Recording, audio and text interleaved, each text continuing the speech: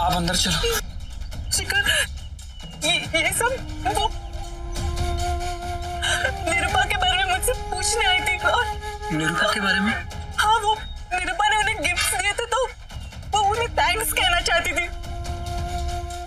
उसके लिए उसने गिफ्ट भी लाया था। वो बहुत खुश थी, उससे मिलना चाहती थी, बहुत जिद कर रही थी। तो मैंने उन्हें निरूपा के रूम में भेजा, पर समझ में नहीं आ रहा कि वो टेरेस पे कैसे पहुंच गई। मॉम, आप अंदर चलो, चलो चलो। क्रिस, ईशानी है का?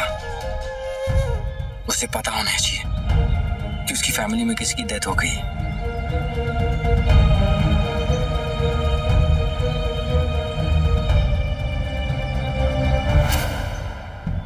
ये क्या तरीका है ईशानी?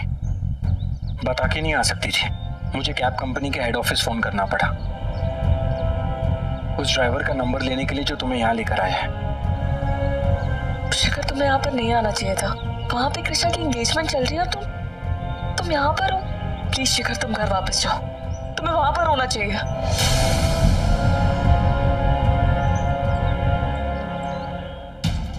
ईशानी, मैं तुम्हें यहाँ लेने आया हूँ, मेरे साथ घर चलो।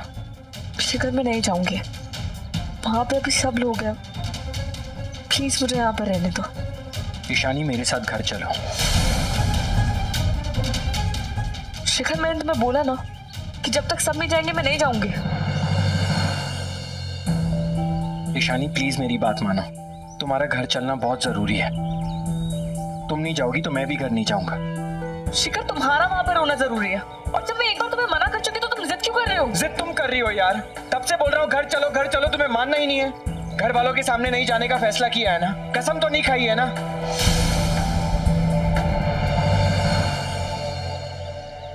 वहां इतना बड़ा हादसा हो गया यार, लेकिन तुम्हें सिर्फ अपनी सुननी है, दूसरों की बात काटनी है। हादसा? कैसा हादसा? क्या हुआ है वहां पर शिखर? शिखर! वो तुम्हारे घर में वो देवर्ष की काकी फाल्गुनी जी, वो तुमसे मिलने की बहुत जिद कर रही थी। इसलिए मॉम ने उन्हें तुम्हारे कमरे में भेज दिया। फिर पता नहीं वो टेरेस पे कैसे पहुंच गई और उनके साथ इतना बड़ा एक्सीडेंट।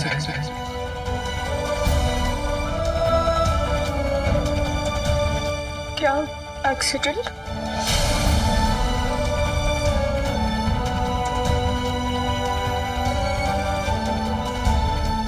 क्या हुआ है उनके साथ?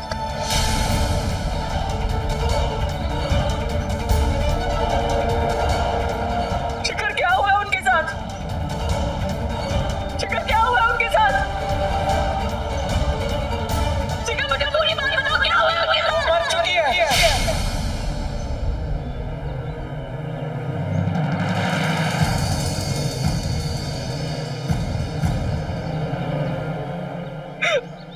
मजाक लग रहा है तुम्हें सब?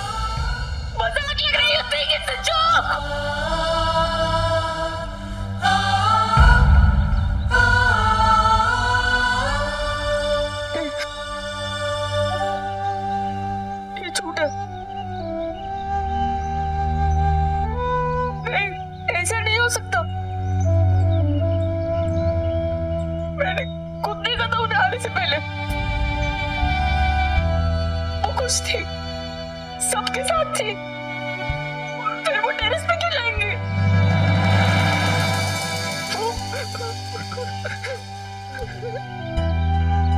शिखर, तुम झूठ बोल रहे हो ना? मुझे यहाँ से ले जाने के लिए बोल रहे हो ना? शिखर, शिखर, शिखर, शिखर, ये झूठ है ना? शिखर, मजाक लग रहा है तुम्हें? तुम्हें मजाक लग रहा है ये सब? तुम जानते भी हो वो कौन है? वही मौत, कौन है इसमें पता?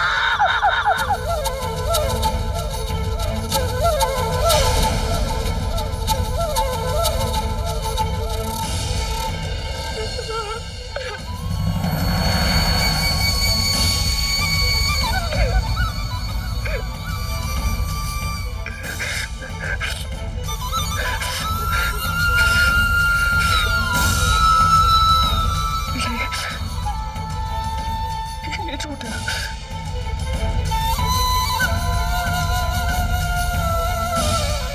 झूठ है ये सब।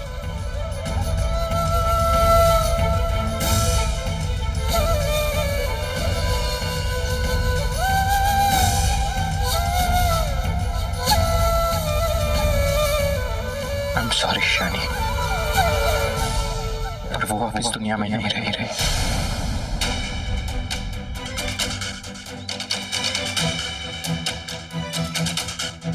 तुम झूठ बोल रहे हो ना? शिखर, तुम झूठ बोल रहे हो ना? शिखर, प्लीज मुझे यहाँ से लेके जाने के लिए बोल रहे हो ना? शिखर, शिखर,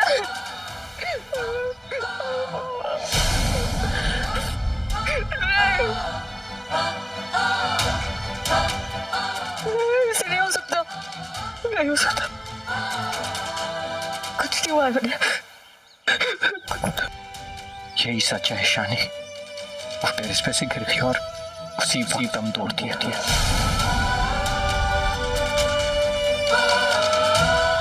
काश तुम घर से नहीं गई होती तो आखिरी बार उनसे मिल लेती।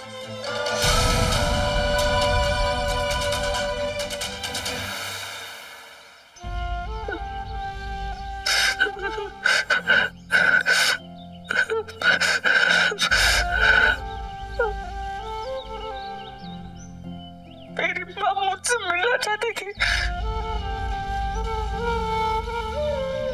पर मैं उनसे दूर चली गई।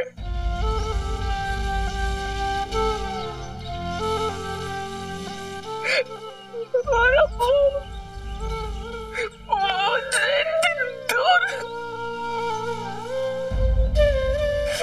नहीं, नहीं,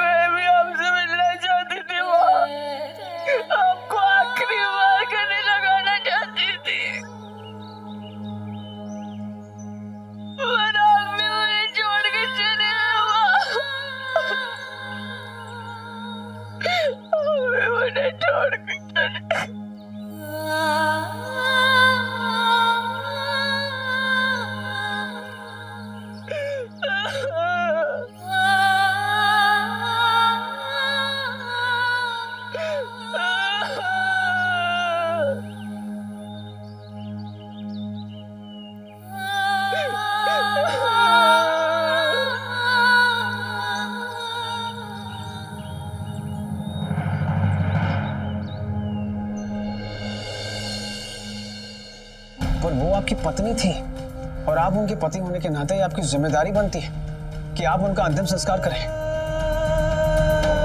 मोटा बाबूजी होते तो ये सब वही करते, लेकिन अब वो नहीं है, तो फाल्गुनी माँ की अंतिम विदाई आपको ही करनी पड़ेगी ना। नहीं यार भाई, मैं नहीं कर सकता। अंतिम संस्कार तो दूर, मैं तो शायद उसके अंतिम दर्शन करने भी नहीं जा सकता। तो क्यों नहीं जा सकते? किस हक से जाऊं? हाँ, मैं फाल्गुनी का पति था, लेकिन मेरा उस पर कोई हक नहीं था। सारे हक तो मैंने उसी दिन खो दिए थे जब उससे जुड़ी मैं अपनी सारी जिम्मेदारियां छोड़ आया था। हर्षद और तुम्हारी वजह से मैं कुछ वक्त उसके साथ रह सका, पर मैं तो इस लायक भी नहीं था कि उससे बात कर सकूं। मैं ये नहीं कर सकता। आपको करना पड़ेगा। मोटे बाबूजी और ईशानी के बाद एक आप ही है जो उनके इतने नजदीक थे। नजदीक था, हमारे बीच कोई रिश्ता नहीं था। सब जानते हैं कि फाल्गुनी हर्षद पारेख की पत्नी थी।